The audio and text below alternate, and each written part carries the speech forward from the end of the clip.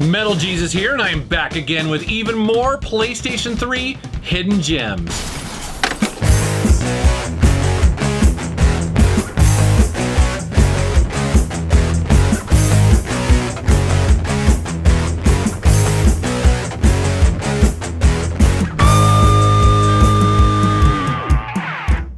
Let's start off with Folklore, which is considered one of the best games ever released for the PlayStation 3.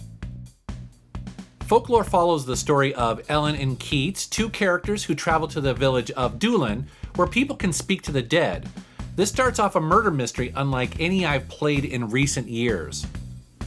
This game contains 7 chapters, and for most of them you choose to play as either Ellen or Keats, and each one has their own perspective on the events of that chapter.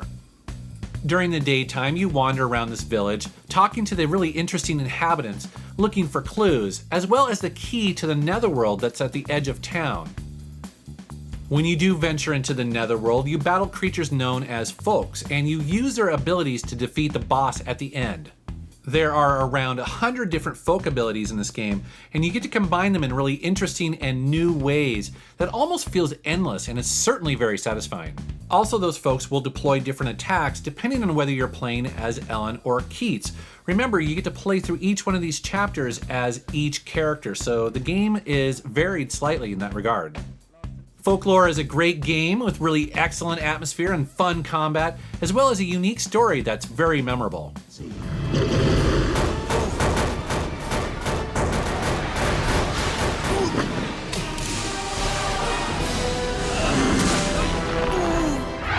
Heavenly Sword tells the story of a doomed female warrior named Noriku, who is feared and despised by her people and even her own father, yet she is destined to wield the mighty Heavenly Sword and save her people.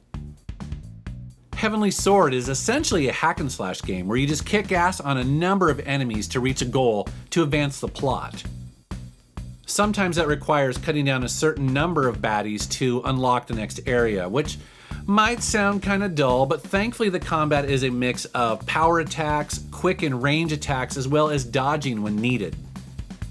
The graphics were pretty impressive when this game first came out in 2007, but you know what? I think it still holds up today. The characters are well animated with great facial expressions, while the environments are detailed and truly a sight to behold. Also, the game engine supports dozens and sometimes hundreds of characters on the screen at the same time. It's very impressive stuff. It should be noted that the voice acting in this game is really impressive. Actually, there's a bunch of Hollywood actors and actresses that lend their voice to the characters in this game.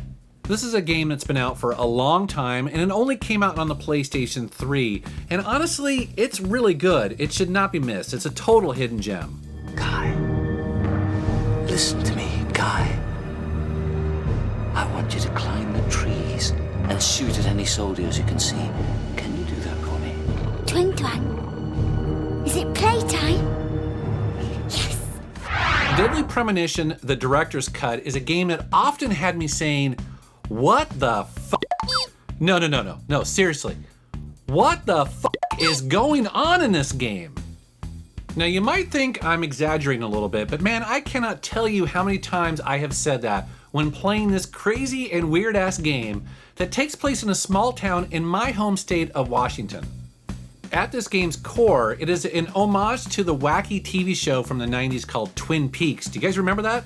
That was a really bizarre TV show, which also happens to take place in Washington State. So again, this game knows exactly what it's doing, and it's very weird like that. You play as an FBI agent who is investigating a gruesome murder that took place in a small town. But really, this game is about everything else in this town. I mean, the town is really the star of the show, and the murder is kind of secondary. I mean, this has just kind of crazy, quirky, secondary characters that you are interacting with, and basically you're interviewing and dealing with as you try to solve this murder. Also, at times, the game feels similar to Resident Evil, where you are shooting supernatural enemies in third-person mode. Now, honestly, that's probably one of the weakest parts of the game, but it was improved a bit with this director's cut version. At times, this game can kind of look like ass. I mean, it looks like an old PlayStation 2 game, but then suddenly you'll be in a scene where all of a sudden the character models look, pretty good. It's definitely a wildly uneven game and certainly not for everybody. But what I like about it is that it's brimming with personality. And you'll often be mumbling to yourself, just, what the fuck? Zach, it's almost like an altar. Was the murder some kind of ritual? Resonance of Fate is a game that takes place in a steampunk world, which is one of my favorite settings for any game or movie, and it simply looks stunning. When I first fired this game up, I was blown away by the little graphic details in the background of the city or the tower, as well as the design of the characters. You control a party of 3 characters where the combat is essentially real-time unless you stop moving. When battling, you lay down a path for your character on the battlefield, and then you just run towards the enemy. Along the way, you'll jump into the air, bringing a really stylish attack from above, which you end up doing often. There is a lot of gunplay here, but the handguns themselves don't actually do that much damage because you have something called scratch damage, which essentially is just wearing down their armor. Instead, you want to trigger a tri-attack. This is where all 3 characters fight together to bring some serious damage to an enemy. Add to this elemental bullets and grenades, as well as hero actions, all helping you to unleash the serious pain. And you're gonna need it too, because boss battles are brutal. That said, this is one of the hardest and most demanding combat systems I have played in a while, and it certainly took a while to figure out. I actually died a lot in the beginning of this game, so you have to really pay attention to those tutorials. This is a punishingly difficult 60+ hour game for those hardcore gamers out there looking for a challenge to really dig into. 3D Dot Game Heroes is a game I've been looking forward to covering for a long time. This is the epitome of a total hidden gem. So right off the bat, you notice this game is a total love letter to those old 8-bit games like The Legend of Zelda. You play as a hero in Dotnia, looking for some special orbs to save the land. Story's not gonna blow you away or anything, but it's faithful to the source material. And just like in Zelda, you start off with a sword, but eventually you'll get a boomerang, bow and arrow, bombs, and magic projectiles. You'll also be doing similar things like slashing enemies, pushing buttons to open doors, moving blocks, and finding keys to unlock the treasure. Upgrading your sword in this game is a real joy. You basically visit a blacksmith and he will allow you to increase the length, the width, the strength, and eventually you're going to be just mowing down entire fields of grass and just hordes of enemies. Now, while I keep comparing this game to Zelda, obviously the graphics are one of the really standout features here. I mean, these graphics are a real cool kind of throwback to that blocky 8-bit style, but in really eye-popping 3D. I especially like that tilt shift effect that they use to make everything seem really small, as though you're like a giant viewing this, from way, way up above. But more than that, the game has a bunch of other cool effects, like really nice water effects, there's shimmering shadows from candles, and other little touches that you wouldn't necessarily expect. With over 20 swords to find and unlock, multiple side quests, a challenge mode, plus the ability to create your own character from scratch, there's just a ton to like about this game, and it should not be missed by fans of classic Zelda. Puppeteer is a quirky platforming game that feels very similar to Little Big Planet, but it has gameplay that at times also reminded me of Donkey Kong Country with its really precise jumps and on-rail sections. You play the soul of a human boy stuck in a puppet in a story that is honestly pretty weird, and it feels like a twisted children's fairy tale. Your main attack in this game, at least initially, are these special scissors that allow you to snip enemies and also cut cloth. So you'll actually cut very fast, and then it leads to new areas of a level. It's actually a pretty neat little mechanic, and it works pretty well. As this puppet, you also swap heads that allow you to trigger actions that change the level somewhat, which adds to the replay and collectible elements of the game. I probably don't have to tell you this, but visually this game is outstanding. I mean, I love games like this that try to do something kind of neat and new and interesting. I also like how you never quite know what's going to happen next. I mean, all these crazy set pieces just slide in and out of frame as you move through levels. It's very cool. This was a brand new franchise created exclusively for the PlayStation 3 by Sony, and it's kind of a bummer that it never seemed to really catch on. I mean, it has really high production values, and it just feels like a really high quality AAA title. You should definitely check it out. I smell him. That's the punch and stink of a scissor thief.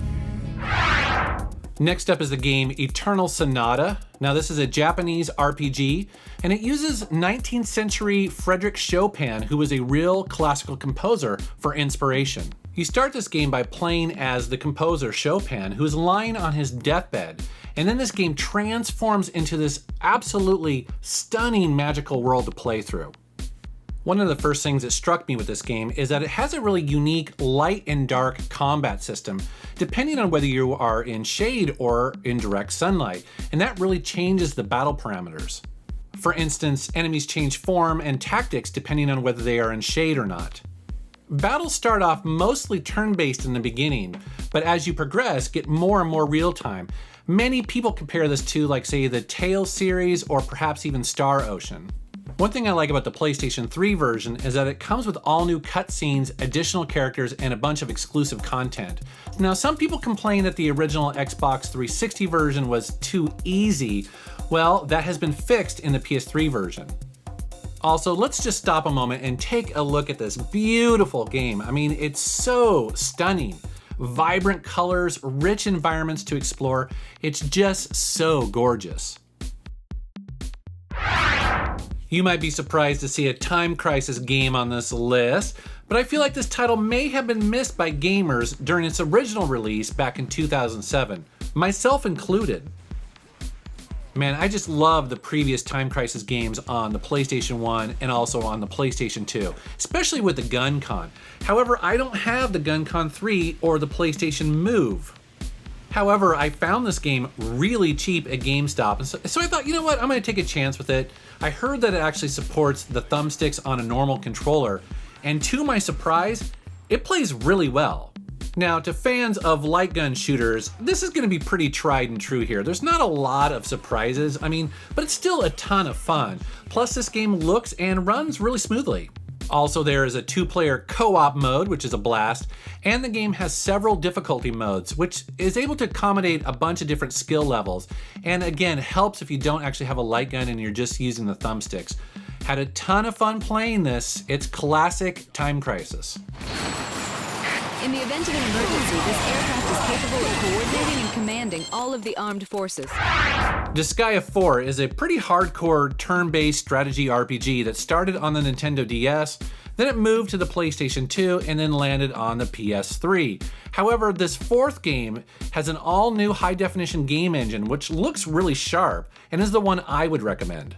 I put hundreds of hours into Final Fantasy Tactics, and because of that, Disgaea feels very similar from the get-go. Of course, it helps because I personally love these top-down, grid-based strategy role-playing games. Thankfully for those gamers that may be new to this genre or haven't played these types of games in a while, this game includes many tutorials to help you explain all the nuances of this deep strategy game. The story is a nice mix of silliness and seriousness that Disgaea is known for, but at first I was kind of taken back with all the dude talk from the Prinnies, which are little demonic penguin creatures, but I quickly learned to love its charm and quirky personality. There is just an insane amount of value with this game, allowing you to clock in over 100 hours just into the main game alone. And then there's downloadable maps, there's a smartly designed X-Dimension puzzle map, and a lot more. Honestly, I don't own a lot of these types of games in my collection, and the reason I found is because you don't typically have to. When they're really well made, they last for so long and they're so deep, and Disgaea is definitely one of those. So there are more hidden gems for you PlayStation 3 collectors out there, and speaking of people who collect for the PlayStation 3, not many people remember that there are collectible versions of the console itself. As a matter of fact, the 20 gig, the 60 gig, and the 80 gig models also play PlayStation 2 and PlayStation 1 games, and those versions of the console are very collectible. As a matter of fact, I personally would love to own one, because think about it. That one system could play, obviously, PS3 games, which there are, I would assume there's probably hundreds, if not thousands. thousands of PS2 and PS1 games. I mean, it's a really, really cool space saver and an awesome option if you can find one. The problem is, at least in my area, they can be very expensive when you buy them used, like on Craigslist. But anyways, if you have one of those, I'd love to know what you think. Does it play games really well? I mean, does it upscale? How does that work? So please let me know down in the comments below. As always, I want to thank you for watching my channel, and thanks very much for subscribing. Take care. If you missed part 1 of my PlayStation 3 Hidden Gems, I'll have a link to it down in the description below. And you might want to check out my YouTube channel because I have a bunch more Hidden Gems videos on there covering the PlayStation 1, the PlayStation 2, the PSP, and so much more. Definitely go subscribe because I release a new video every week.